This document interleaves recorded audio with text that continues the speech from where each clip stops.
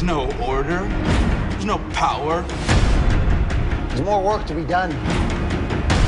Our revolution needs a leader.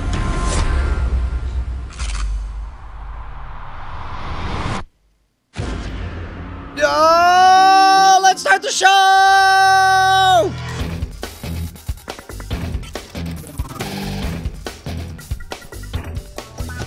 Welcome to Cordkillers, our mission to report the intel from the front lines of the cord-cutting revolution so that you are armed with the information you need to watch what you want, when you want, where you want, on whatever device you want. I'm Tom Merritt. Holy Brian cow. Brushwood, that's Mr. Robot. I'm pretty sure I'm Brian Brushwood, but I can't be 100% sure. That's the problem with an unreliable narrator, man. For all you know, this isn't even Cordkillers. Who are you, Dad? Go away.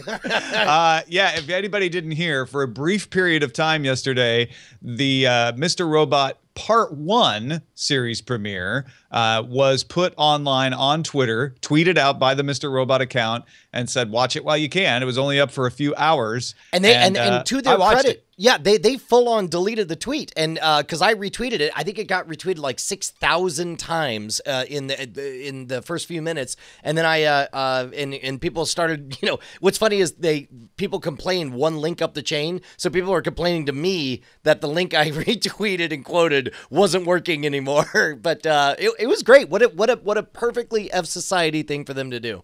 Now, one person who resisted that temptation is our guest today. Mikey Neumann is with us. How's it going, Mikey? I have resisted it up until I'm waiting for this show to be over so I can watch it. We have pushed you into being fine, I'm going to do it right now.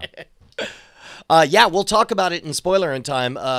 Spoiler alert, it was good, and I'm excited to talk about it. All right. Well, let's, without further ado, get into our primary target. Now, The Information is a Jessica Lesson venture where you have to pay to get access, but one of the reasons you pay to get access is they're really good at finding sources, breaking stories, and one of the things they've reported recently is that YouTube's rumored over-the-top service is coming together. They say, at The Information anyway, that ABC, which would include ESPN, and CBS are on board, but here's the interesting part. The Information report suggests that YouTube might pass on Food Network, HGTV, some of the niche channels, and instead provide channels made up of similar content from YouTube creators. Bloomberg has previously reported the service might be called Unplugged and run $35 a month. The Information says it's still on track to launch within 6 to 9 months. I got to tell you, that was a bit of a surprise to me. Number one, it is a surprise full stop that YouTube is getting into this space, because YouTube getting into essentially replicating old media is a strange thing for me, but this is a very YouTube solution for it. It's like, what are the things everybody can't get on YouTube? They can't get up to the minute information. They can't get certain sports things. They can't get high-end premium cable, all the stuff that we take down with Content ID, but all the things we can provide, and HGTV is a perfect example of it. You know, watching the process of food being created not only is You just made the Food Network sound so boring. I mean, no. I mean, but that's what it is. We love process. We love watching other people do things. I'm so glad you had me on for this episode, because I'm about to go nuclear on this. Oh, no. Well, that's great. My point being, YouTube does Food Network type programming, makeup programming, HGTV type programming. It does that very, very well. And it's a smart and counterintuitive move for them to just full on say, yeah, we're not even going to try to do all that. But Mikey, it sounds like you got a hot take. Okay, hang on. Let me get my thoughts for a moment. So what that presupposes is that there's a one-to-one connection between, well, we need food programming, so we'll just make food programming. That's like saying, like, I don't need to watch Mr. Robot. I have this other hacking show on YouTube I watch. I mean, these are not necessarily one-to-one. And while 90% of what's on Food Network is garbage, the 10% that is amazing, I don't think you can just replace with YouTubers very easily. Like, what? You don't have Alton Brown. You don't have Cutthroat Kitchen. Well, but you've got Hannah Hart. And so that's the gamble, you got right? I don't learn a Nummies lot and about so on. cooking watching Hannah Hart. That's a comedy show. Right, yeah, but that's also what's popular. They should hire her.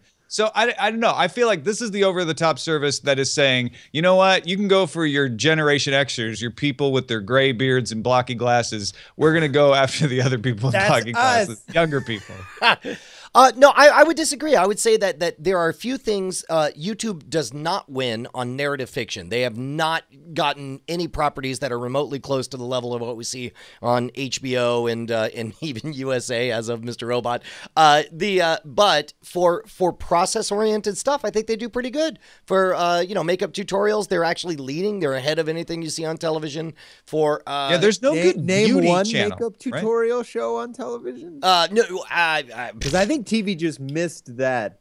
Well, exactly. quality. I mean, and you're right about that. Is not only, I mean, that's the easy way to be number one in your niche is to define it, is to make it up, which is certainly what they've done. I think I would just be happy if Cutthroat Kitchen was on YouTube, then I'd be fine.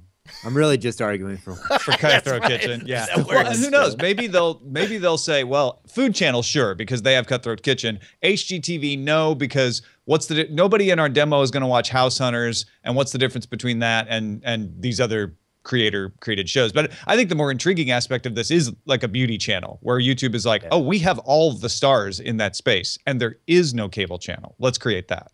That's awesome. I agree with that. What channel is Storage Wars on?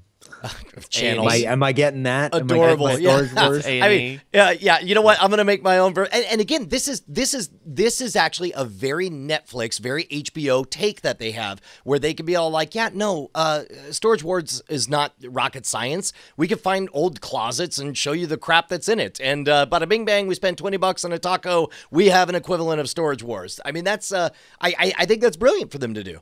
Yeah, I think the differentiator, I think Mikey hit on the success metric for this. The differentiator is, do you get all of the things you want that YouTube doesn't provide, right? They are going to do major network programming. They are going to have ESPN, et cetera.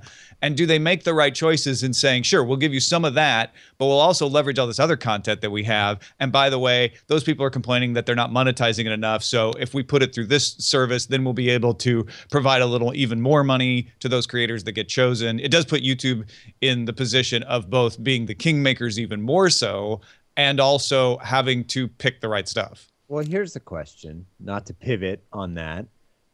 What do you think about YouTube Red's success so far? Well, in YouTube giving higher budgets and crews to these people that have shows, like how successful do you think any of them have been? According to the article, YouTube Red is not catching fire. It is. I'm talking just personally. What have you watched and what did you think of it? Oh, I have not subscribed to YouTube Red. I already have AdBlock Pro. Well, I had Google Music, so I just got YouTube Red. So I make no money off you. Just cool. All right. No, I lie. It's only two computers. But that's the problem. Is YouTube Red is a very difficult sales pitch, because if you're just saying if you're just selling it like, hey, you know, the one thing about YouTube that you absolutely loathe, we don't have it on YouTube Red. Also, some other programming. I actually think that this over-the-top service would be a way for them to roll in everything you get from YouTube Red, and then it becomes a compelling package. If I can take it in, if I can compare it to my old cable budget and also get ad-free YouTube, then I'm all in. I think that would be a good way to save the service. And I already paid for Google Music, so I got YouTube Red. I enjoy not having the commercials. And I've watched a few things. I watched Scare PewDiePie. I mean, granted, my wife works at YouTube, so I'm a little more aware of these things. But I will say that I don't go back and seek them out. There's not a really good way for me to be reminded, like, hey, this series is there and you might want to watch it. And maybe this over-the-top service, if they say, hey, you pay for the 35 channels, you also get YouTube Red and Google Music and the ad-free YouTube, like all bundled in together, would be a way to goose those numbers up. That's interesting. Yeah, I watched a few shows as well on Red. I watched Matt Pat's show, which I thought was kind of fun. I don't think it's as good as like Game Theorist and it's odd. It's like they took every YouTuber, gave them these huge budgets and limitless ability to do whatever they want, and all the shows are not as good as what they normally do. And that's really a tough sell. Yeah, I think they're where Hulu was when Hulu first started doing originals, which is like they needed to go big budget, and I would expect YouTube to do that. Yep. What originals does Hulu have right now that have? The Path, which has I didn't watch. Pinkman, That's Jesse when they Pinkman. got renewed. They did 11/22/63. Yeah. And they Oh, did, that was and awesome. they That, had, that was what I was trying to think of. Yeah, okay. Awesome compared to the other originals. But Deadbeat went 3 seasons, right, Bryce? It did, but I think Yeah, they and the dropped booth it at the end quickly. was pretty good too. Yeah. But low budget. It's not Netflix, Yeah. which is kind of winning there. The way we win here at Cordkillers, by the way, is your support. If you like what we do and you're surfing on it for free, you can do that. Or if you're willing to support the show and make sure we keep going and keep getting better and better, go to patreon.com/Cordkillers. Brian, it is the way they support us directly. We don't have to take advertising. Everybody wins, and we appreciate it. Oh, hells yes. We're loud, live, and independent, and that's all because of the nearly 2,000 patrons. We don't care how much you guys contribute, but just cross that line. Go from nothing to something. If you think this show's worth a nickel, we'd love to have it. Let's move on to Signals Intelligence. Man, this is a foreign language. You're going to have to explain all this to me. The information, again, as I mentioned earlier, they have sources, says that ESPN is actually working on a package of live sports to sell as a standalone internet service. They say it sounds like what they're thinking of doing is putting niche sports out. So esports that they're starting to cover, college sports that don't get main coverage on ESPN and ESPN2. Essentially the kinds of things you see on ESPN3, which is the online-only version of ESPN that you can get on like the Xbox or if you have the Watch ESPN app. They would package those up for the people who are like, wow, I really want to watch women's rugby, but I have no outlet for that. Now I can because it's on ESPN3. I want to point out before we get into the discussion, you can already get all of ESPN online only for $20 a month. If you subscribe to Sling TV's Orange package, which is $20 a month, you also get all the other channels in that base package, but you not only get ESPN and ESPN2, I think you get ESPN2, but you also get access to Watch ESPN. And if, in fact, if you spend $25 a month to get the sports pack on top of Sling TV, you get all of Watch ESPN, even if the channel isn't carried by Sling TV. Well, this is part of that weird delicate dance that the ESPN is now doing the exact same dance that we saw HBO do, where it's like they're coy. They know every single person involved with all of this knows that 5 years from now they'll have some kind of independent, completely streaming package where they make all the money and there is no middlemen. But you cannot say that now without pissing off your cable folks. And we've talked about this before. Average cable package is $99. $30+ of that goes to subsidized sports stuff. That's all money that ESPN makes. That's a golden calf that they don't want to sacrifice yet. So they nibble at the edges with stuff like this. I think it's a dumb dance to do, but they have to do it, and I think they're doing it fine. Mikey, do you watch sports a lot? Does this even matter to you? Yeah. I mean, I'm one of those weird Americans everybody makes fun of because I watch soccer and American football, I guess. I don't watch baseball. I watch basketball, a lot of basketball. So yeah, yes, the answer is yes, I guess. Okay, but would you pay? You're actually the perfect person to ask this because you're like, I have some mainstream interests, but I also have some niche interests. Would you pay for a service that's like, hey, we're not going to give you the basketball, the NBA stuff maybe you want to watch, but we'll give you some weird college basketball. Maybe we'll have some soccer, some offbeat sports. Is that? I love the fact that you called it weird college basketball, like not regular college basketball. I'm trying to summarize, like, well, it's not Division I, but it's Yes. Yeah.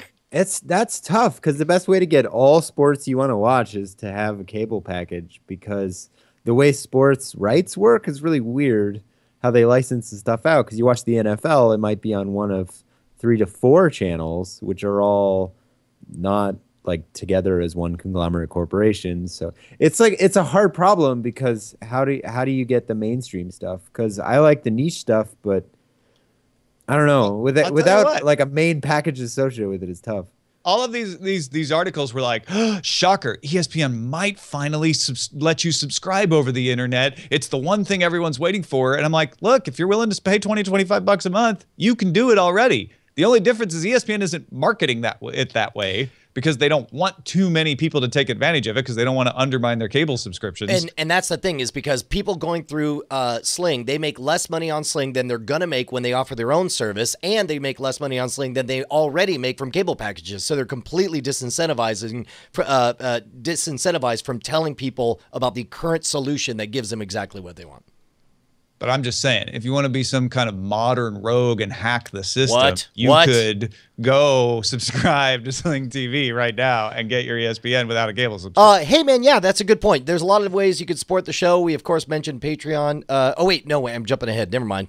I know. That was the perfect. That was a segue. That was fake segue. I'm calling it fake segue. But let's gear up so that we can get to that segue, shall we?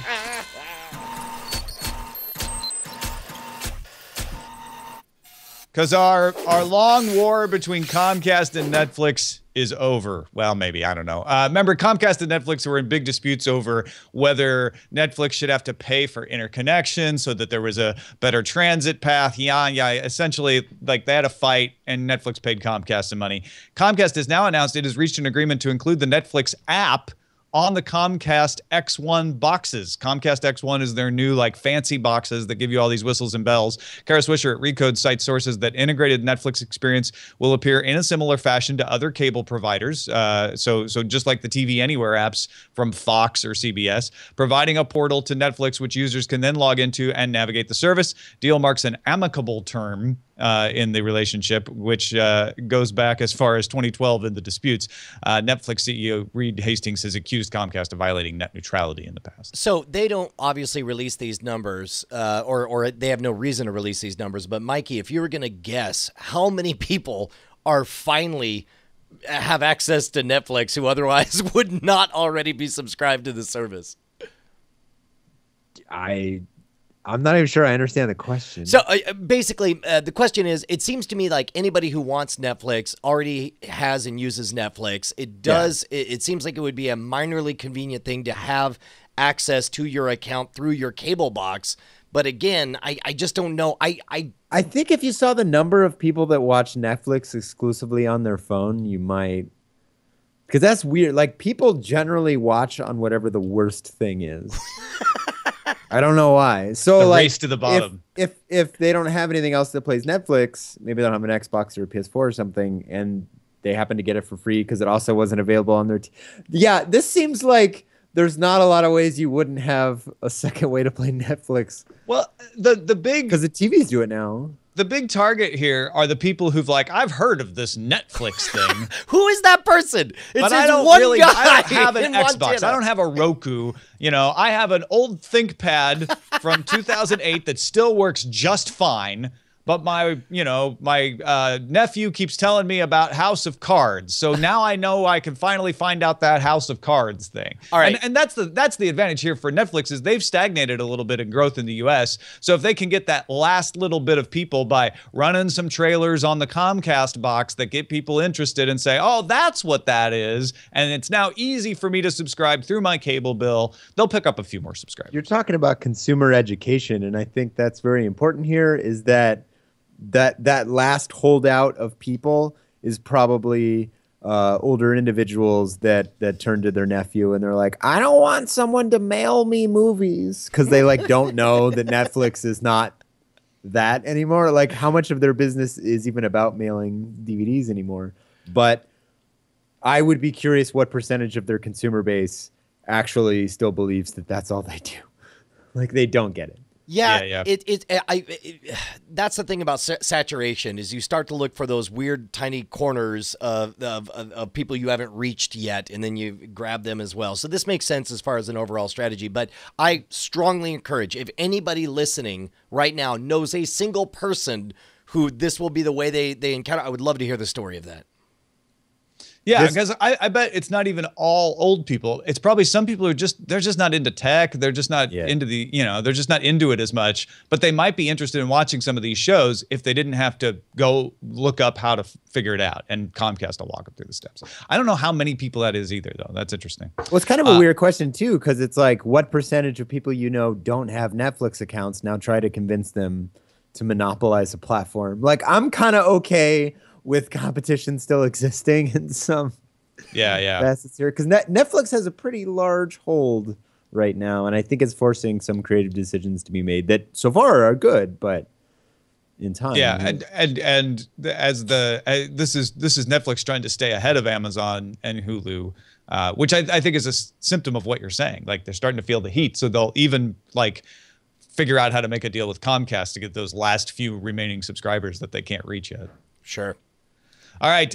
If you are some kind of modern rogue who likes to hack the system and do things like get ESPN from Sling TV, there's lots of other resources out there, right, Brian? Smooth, Tom. Very well done. Yeah, man, there's a couple different ways you can support the show. Of course, if you go to the Patreon, that's fantastic. But I would just love to take this moment to encourage you to check out themodernrogue.com. It's a damn fine website, and I'm really, really proud of this series I do with Jason Murphy, of course, my co-host on Hacking the System. If you enjoyed our shenanigans, we're able to do all the stuff that standards and practices wouldn't let us do and say all the things we weren't allowed to say. It's totally irresponsible. We're two professional idiots testing out the stuff that'll make you the most interesting person in the room.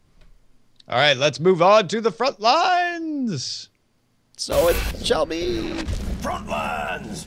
Speaking of striking deals and trying to make themselves continually relevant, Netflix officially announced Tuesday a deal to bring CW shows to its platform 8 days after the season ends. CW's deal with Hulu will expire this autumn. So if you, like me, are used to watching Arrow the day after on Hulu on your commercial-free tier, it's not going to be able to happen anymore. Viewers will have to use CW's apps and website to access shows online while the season is ongoing. Are those CW shows the kind of thing, the must-watch right when it comes out viewing? It seems to me like they're very bingey. I've enjoyed binging them, but I don't know that it would make my week-to-week list. Yeah, I mean, they can definitely be binged. We're big enough fans of The Flash that we want to watch it. We want to keep sort of up to date. And that's why we've used Hulu as our informal DVR sometimes, because it's just easier than pressing the skip button on TiVo. But we'll probably go back to using over-the-air and skip button on TiVo. Mikey, you watch any of those CW shows? I watched 2 seasons of The Arrow and 1 season of Flash, and then I didn't watch any more. That wasn't because it was good or bad. I was just good. Stopped. Yeah. I mean, it was all kind of empty. It wasn't building or leading to something, I think, that really made me feel anything. I had the exact same thing happen. By the way, Recodes. Kurt Wagner has several sources saying that Twitter is in talks with Turner to get digital streaming rights for NBA and Major League Soccer games. It's unclear if Twitter would get live games or so-called fringe content like pre- and post-game analysis and highlights. Recode also reports that Twitter has reached a deal with CBS to stream the national conventions for the 2 top parties in the U.S. later this month. You're talking about the political parties, right? Yeah, the political conventions from the Democrats or Republicans. So, yeah, Twitter definitely getting into the streaming business, however they can. It's not as crazy as it sounds, because right now Twitter is the de facto #1 second screen experience for any live content. When the Breaking Bad finale happens, all Twitter is just comments on it. Same thing for Game of Thrones and so on. So if they can and certainly sports content, like that's the only way I know a certain sports game is on, is because my Twitter feed is flooded with it, and certainly for breaking news. So if they can actually provide the infrastructure for some of that live stream content, I think that's a smart, organic play for them to make. Google announced Thursday. Oh, sorry. Go ahead. No, I just said so there. Google announced Thursday it has acquired Envato, which is a video platform for cloud editing, which is something that makes video editing a lot easier, especially on location. On-demand and live streaming, which provides the backend for TV Anywhere apps for places like NBC, CBS, Fox, and Univision. This puts Google in competition not only with Amazon, which does things like this for Netflix, for instance, or Microsoft Azure's platform, but also to some extent BAM, the media streaming service from Major League Baseball that also provides the back end for places like HBO Now. Yeah, I guess I was surprised that they didn't just build their own thing, but I guess Google, they certainly have the cash where they could just buy something that exists. Well, they buy the expertise, right? They buy the platform, then they don't have to build it themselves, and they plug it into their huge data resources and cloud resources, and suddenly they've got the back end for that YouTube service we were talking about earlier. Yeah. I don't really have anything to say about that. Google released Chrome version 51. Is it 51 or 5.1, Tom? 51. 51. Wow. To its stable release channel. The new version includes embedded support for Google's Cast technology. No more need for an extension. The release also allows Chrome to automatically control bitrate, quality, and resolution, although users can still tweak these if needed. And that's the part that makes me the happiest, the fact that you still have control over that stuff. Yeah, so you won't have to do the extension. Do you use Chromecast much, Mikey? No, I have Apple TV. I'm lame. I don't know. No, I don't know if that makes you lame. That's fine. You're high end. You've picked your side. I'm high end. No, I've picked an outdated use. Like, it's not great anymore. But Apple you, TV was a thing I invested in and lost. I'm putting it next to my HD DVD player. Are you you're talking about the old Apple TV before the No, apps. I have two new ones. Okay. It's just like I use Chromecast at work. We use it a lot because we have a lot of TVs in different offices. Especially like when a new trailer comes out, we'll just throw it up on the television, which is really useful. Yeah, now it'll be even easier. TV service Molotov launched in France on Apple TV with more device support coming soon. Service gives you live and on-demand TV with a cloud DVR, although they call their cloud DVR bookmarking. But here's the interesting part. The service launches with 35 basic channels and 10 hours of bookmarking for free. You don't pay anything. Then you can get 100 hours of bookmarking and the ability for 4 simultaneous users for €4 a month, and all of that plus 37 more channels for €10 a month. So I'm going to say unfortunately. I don't really mean unfortunately, but to me, it's unfortunate that it's in France because this is a great test case, but I'm not going to know how valuable the channels are, which channels, like you could list them all, and I'm like, I guess those are popular in France. Well, and I'm just gonna jump to the conclusion that the basic channels they provide will be popular channels. Sure, or else this is just gonna fall flat. But I think it is the free service to launch is something I'm not sure you could replicate in the United States.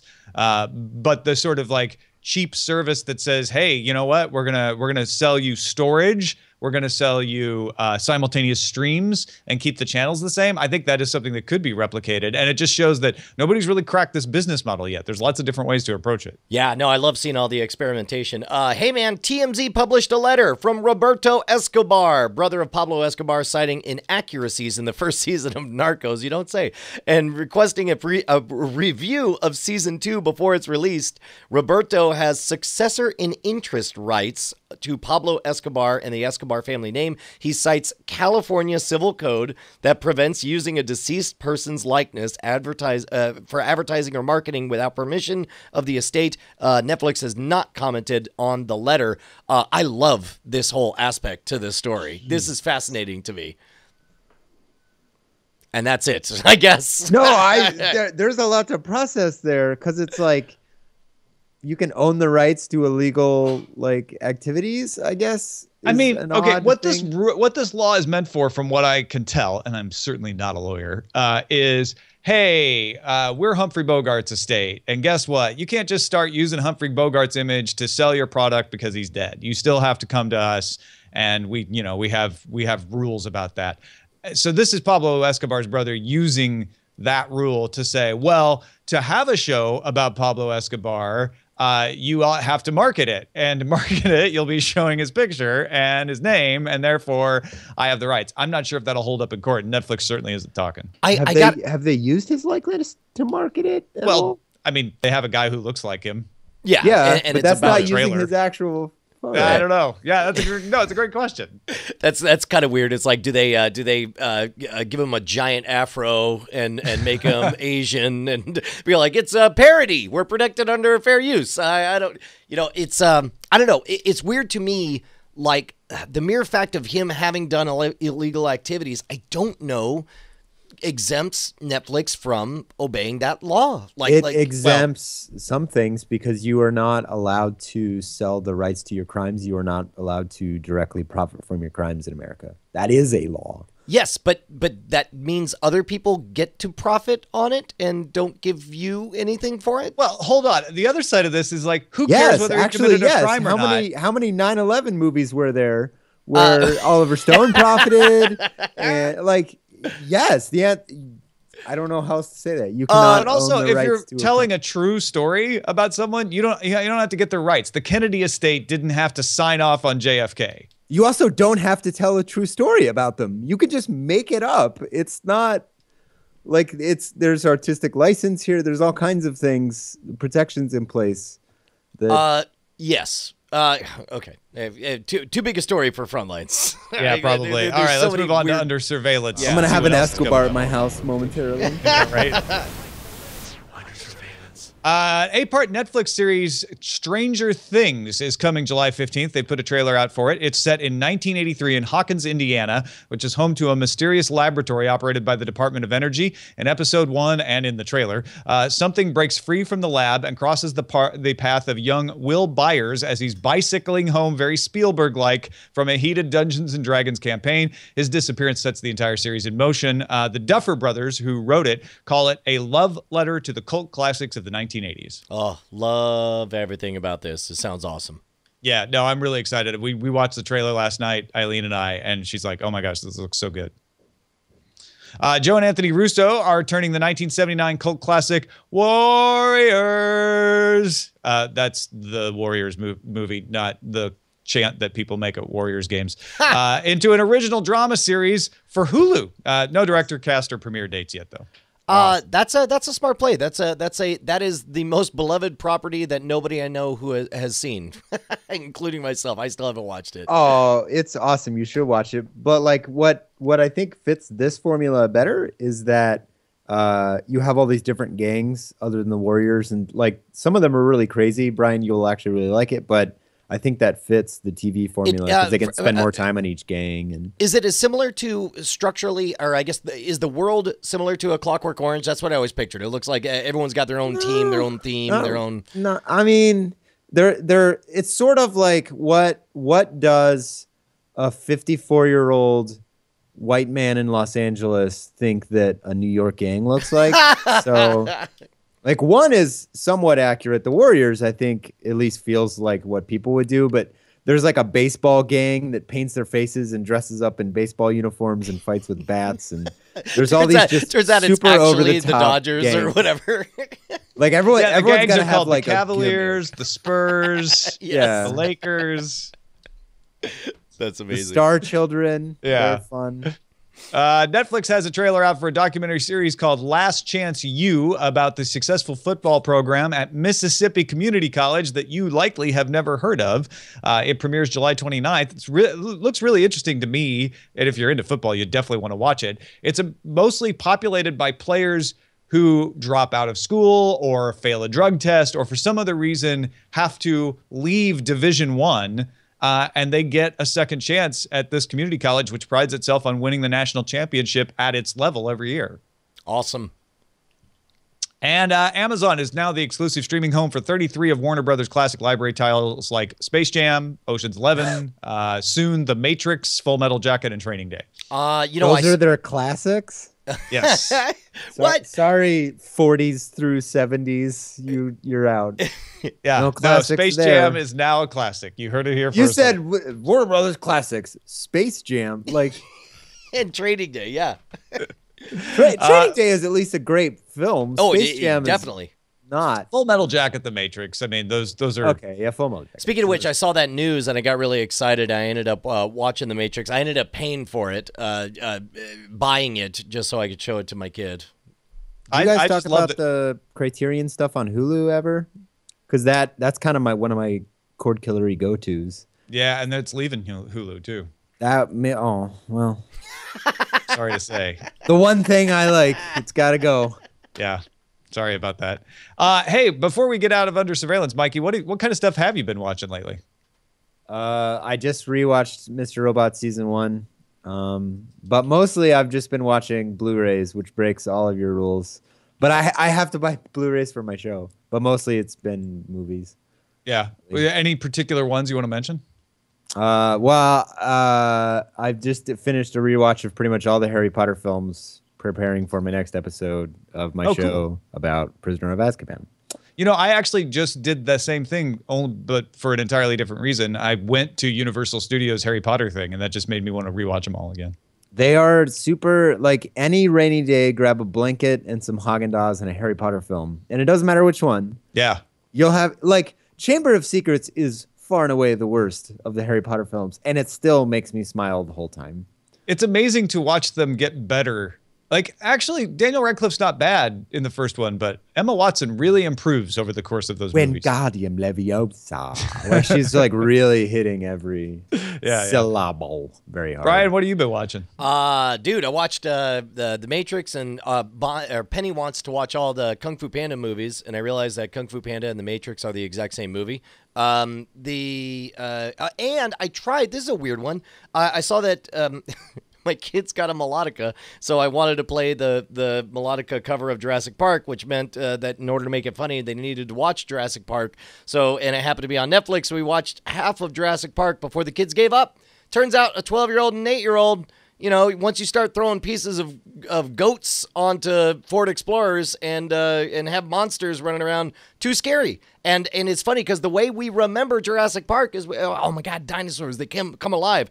No, it's a terrifying monster movie. It is a horror movie, barely making the PG-13 cut. And that was interesting. Also, I forgot that the High Sparrow plays an American lawyer who gets eaten. Oh, no kidding. Yeah, It is not wrong. Wrong. Sorry, I called you out immediately. Sorry. Wait, what? The High Sparrow is Jonathan Pryce, right? Who is not in Jurassic Park. When I type in Jonathan Pryce, Jurassic Park, it autocompletes, and he's the lawyer. He is not the lawyer. I bet you all the money in the world. Oh man, somebody, Jonathan Pryce, Jurassic Park. You guys are both wrong. Bernie Sanders played the High Sparrow. What? I'm pretty certain. Is that all right? Yeah. While you guys figure that out, There's nothing to figure out. I'm correct. I want to mention that I got a chance to see Ghostbusters at the YouTube space on Friday night. Oh crap! It isn't Jonathan Pryce, according to Gigaloop. Ding. Yeah. All right. Well, it looks like Jonathan. These Pryce. things happen. Go ahead. Check out my show, Movies with Mikey, at movieswithmikey.com, where I know the answers to your Haagen. All right. Sorry. Go ahead. Go. Look, I don't know. You guys interested in Ghostbusters? Yeah. Yes, Oh yeah. How I'm was it? very interested. Okay. I watched it like I said, at the YouTube space. They had an event. Paul Feig was there to talk, and I went into it without the preconceptions and without the anger, and was sort of stunned at some of the reactions on Twitter, because I came out and I said, "Hey, it was really funny." And people are like, "I can't believe you said that." Like I'd taken a political position by saying that. But the fact of the matter is, it's got a lot of really funny material. The cast is hilarious. The writing has got some excellent jokes. They're very contextual jokes, which is probably one of the reasons the trailers don't work so well, is you have to be in the movie for them to be as funny as they are. I think Kate McKinnon freaking steals the movie with her portrayal of Holtzman. It's fantastic. The characters are not carbon copies of the original cast. If I have criticisms of it, it's that the pacing felt a little uneven after the first half, and I don't feel like they really stick the ending as well as I would have liked him, but it was a really enjoyable movie. It sounds like all of Paul Feig's movies. They're always like, it was a little uneven, but yeah, it was awesome. But it was like really Spy, funny, and I had a good time. No, bad. you're absolutely right. Spy was good. The Heat was good. Bridesmaids was good. That's really all I'm expecting. Like, that's the bar. So I bet it's women being funny in the Ghostbusters context, which some people can't deal with. Yeah. And that's fine. If you don't want to like this movie for some reason, it's not for everyone, and you probably shouldn't go see it. But if you don't have any kind of axe to grind or any dog in the fight or anything, I think you'll have an entertaining time. But if you're not predisposed to like this movie and have already decided you hated it, just don't go see it. Shut up. Just go away for like a week. Hey, like, let people decide. Because, like, oh my God, the number of this whole situation is dumb. I'm sure it's a good movie. Also saw Secret Life of Pets this weekend, which is not as good as Zootopia as we wondered, but is really funny. And especially if you're a pet owner, there's lots of good material in there as well. Bryce, what have you been on the lookout for? Hey, I just keeping with the theme of Mr. Robot this week, I wanted to let everybody know that Mr. Robot is available for streaming if you're a cord cutter.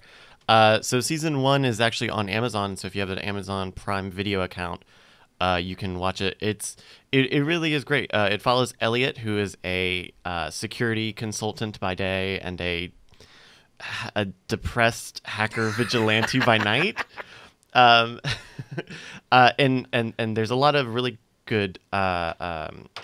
You've got Christian Slater, who plays this mysterious Mr. Robot character, and Elliot sort of gets whisked away into this big hacker collective called F Society that has the main goal of taking down one of the biggest corporations in America, effectively trying to erase everybody's debt forever, which is a huge, huge, lofty goal.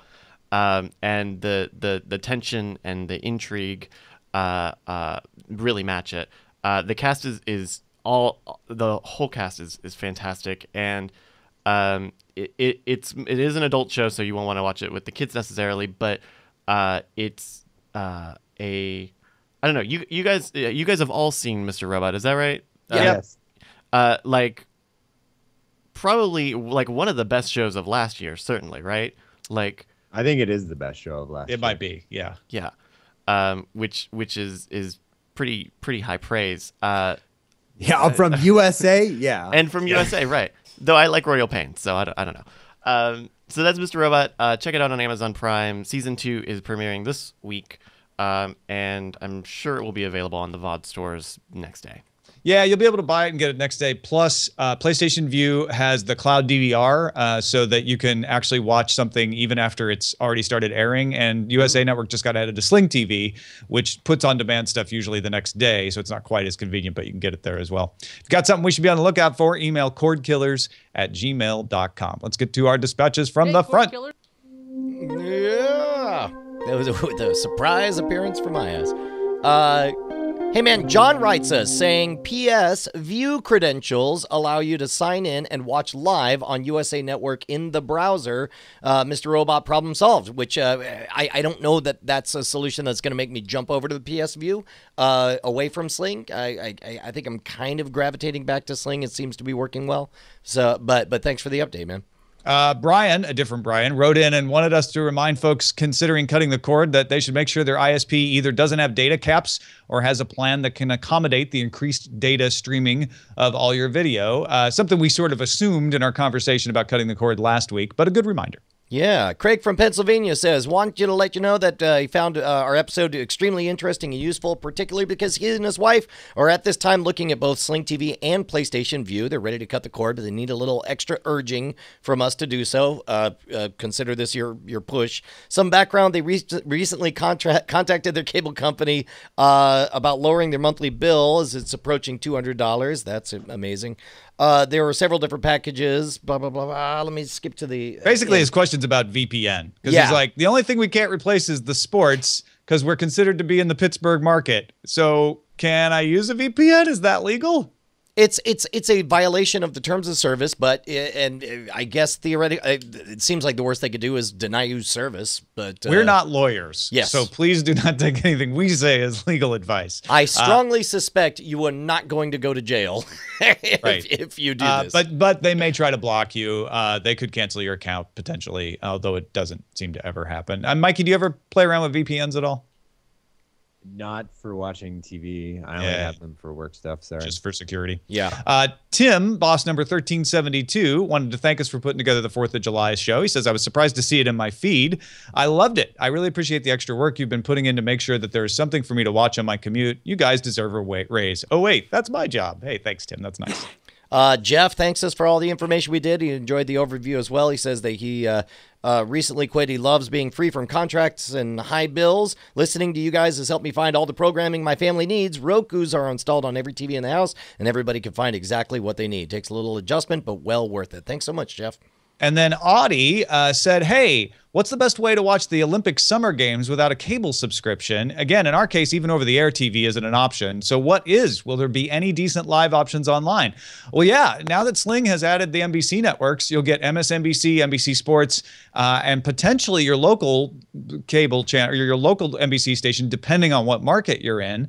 PlayStation Vue has the same thing. So you might want to look at Sling TV Blue or PlayStation Vue and find out, okay, do I have my local channel available here. What else can I get? And you may be able to watch the Olympics that way. How far off are the Olympics? It seems to me like I wouldn't be surprised if there's some special announcement of special packages that you could buy to get like all you can eat Olympics between now. Probably not over. They always want to force you into buying a cable subscription. NBC does these days. But yeah, there may be something with PlayStation Vue that allow you to log in and watch the Olympic Games. They begin August 5th. Yeah, no, we're close enough now that they probably won't. Yeah, but they haven't launched their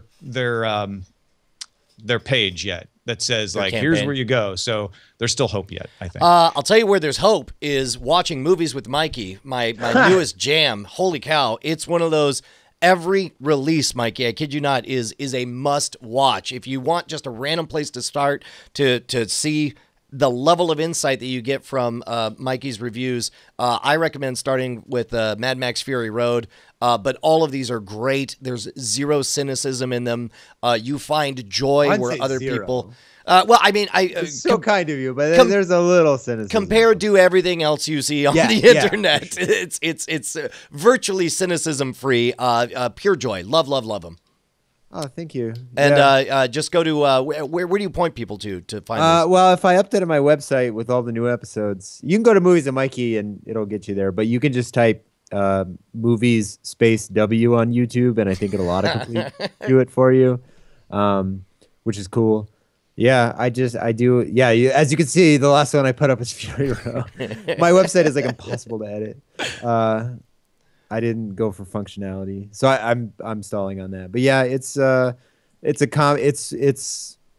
positive views in movies and breakdowns of movies in a comedic way, because I thought that would be more difficult. Excellent. Go check it out, folks. Subscribe. Enjoy. Please do. And our website is at cordkillers.com. Our email address is cordkillers@gmail.com. We're live on diamondclub.tv, usually Mondays at 7 p.m. Eastern, 4 p.m. Pacific. A little earlier today because of some travel arrangements, but we will see you next time. Goodbye, everybody. Love you. Hey, guys. Tom and Brian here. We just wanted to say thank you to all of our $5 patrons who keep us loud, live, and independent. You guys make Cordkillers the production that it is. Your name appears in the video credits and appears in our hearts. And if you'd like to become one of them or see who they are, you can go to patreon.com/Cordkillers. You'll need to do more than just go there, though. You'll have to sign up and, pledge an amount. But unless you just want to see who they are. Well, I mean, you could gawk. That's a little creepy, isn't it? If you want to be a gawker, let's go. It's up to you.